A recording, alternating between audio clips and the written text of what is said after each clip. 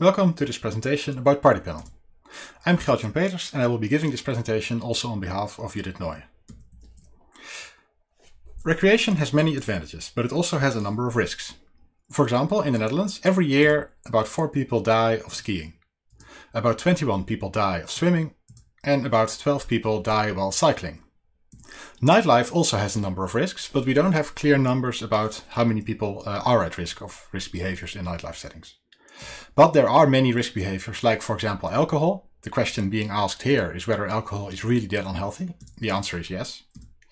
Substance use and hearing damage. For example, this is a picture of a big festival. This is a speaker and this is the size of a person. So you can imagine that there are quite some risks of hearing damage in these settings. Nightlife is very diverse. You have a lot of different settings where people engage in nightlife behaviors, like clubs, bands, terraces, bars, etc. Because of this diverse setting, you have a lot of different actors who all play a role in nightlife settings. In 2015, a number of these actors and organizations came together to develop a large campaign to improve nightlife safety. This campaign was called Celebrate Safe, and a part of it was the Party Panel that I will be presenting here. Just as a rough background, the idea of these prevention campaigns is that we want to improve people's health and quality of life, which we generally do through behavior change interventions. These behavior change interventions target people, or more accurately, stuff in their brain. And even more accurately, they target behavioral determinants. They can only be effective if they use behavior change principles that are actually able to target those psychological constructs, those behavioral determinants. And more specifically, they target subdeterminants. They target very specific beliefs, ideas, representations, feelings, associations people have that determine their behavior. And if this is successful, then when people might engage in a risk behavior, the right signals are sent to their muscles eventually, which will determine their target behavior. So that's the kind of framework that we use in Party Panel when trying to improve nightlife safety in the Netherlands. The idea is that you have this causal structural chain. If you want to have a behavior change intervention that works, it has to target the right sub-behavior and the right target behavior and the right sub-behaviors, and it has to target the determinants and sub-determinants that are actually relevant for those sub-behaviors. And it has to do this using behavior change principles that are properly translated into practical applications while taking into account the parameters for effectiveness. Of course, all of this requires you to know what the determinants of the behavior are, and that is what Party Panel aims to help people with. The idea is that we investigate these determinants in nightlife settings using questionnaires such as this in an earlier version of Party Panel and this in a later version of Party Panel. The idea of Party Panel is that we start with the project board where we determine a target behavior, like highly dosed MDMA use or sleeping patterns. Then we consult a number of experts and we ask them, what do you think the exact target behaviors are that are relevant in this context? And in the next step, we ask Unity peers. Unity is a peer education project in Dutch nightlife settings. So we ask Unity peers what they think relevant beliefs and ideas are that contribute to these risk behaviors. Then based on this, we develop a questionnaire which we set out among nightlife patrons who complete it, and then we report the results back. And the idea is that these results then inform interventions that prevention organizations develop.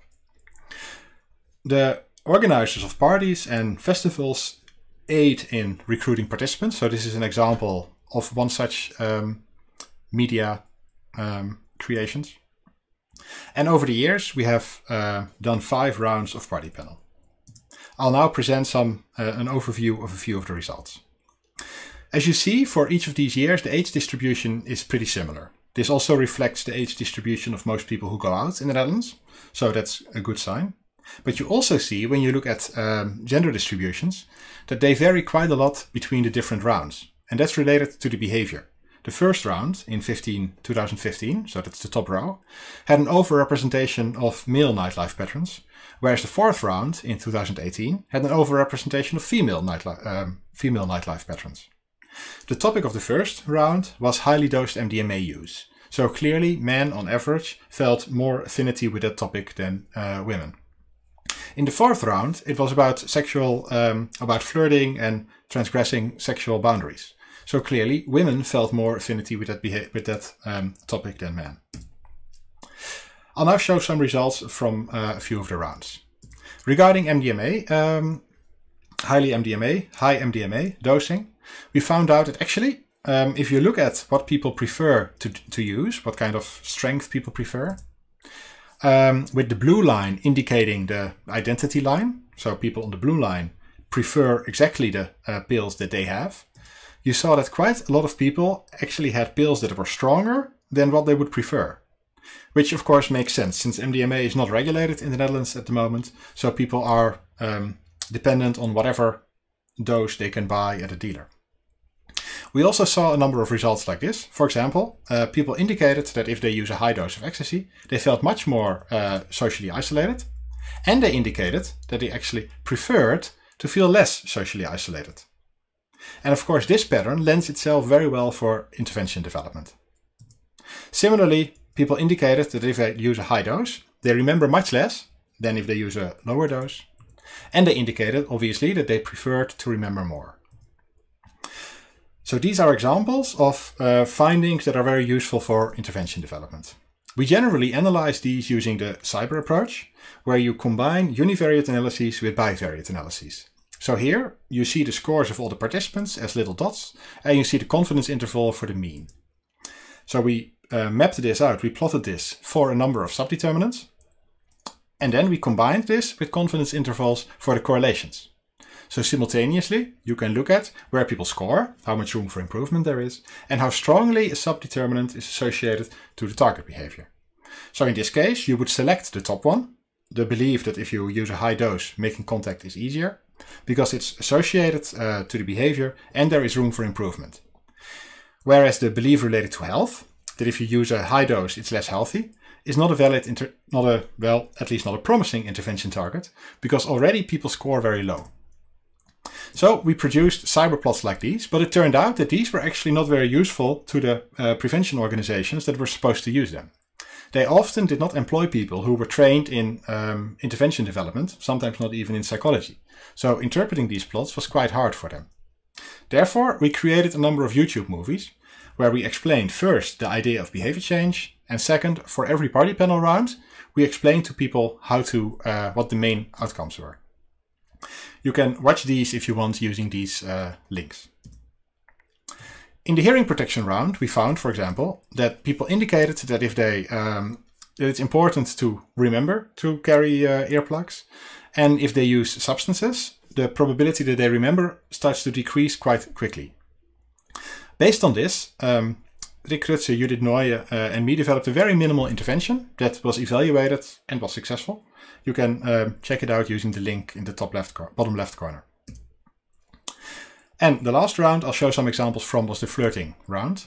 There we found that people, if you ask people when they consider a behavior crossing their boundaries, generally there are always some people who don't mind sexual compliments, but most people don't like sexual compliments. Quite a lot of people consider the question whether you would like to kiss somebody crossing their boundaries. You also see that if people are attracted to somebody instead of them being somebody they dislike, less people consider such a question crossing their boundaries. And you even see that some people don't even consider being kissed crossing their boundaries. And if they are flirting with somebody, that pattern becomes even stronger.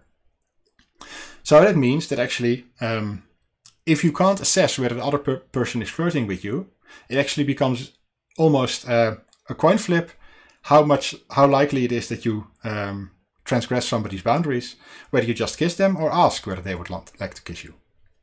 So we conclude that actually creating a completely open science pipeline with regular determinant studies is feasible, but we also conclude that prevention organizations and advertising agencies can't always use the information we produce. So therefore, it's very important that we develop more tools to help them measure subdeterminants, to select subdeterminants, and to select behavior change principles that work for those specific subdeterminants. All these resources are open science, so you can visit either the Open Science Framework or GitLab to get them. And if you have any more questions, I'm here to answer those. Thank you very much.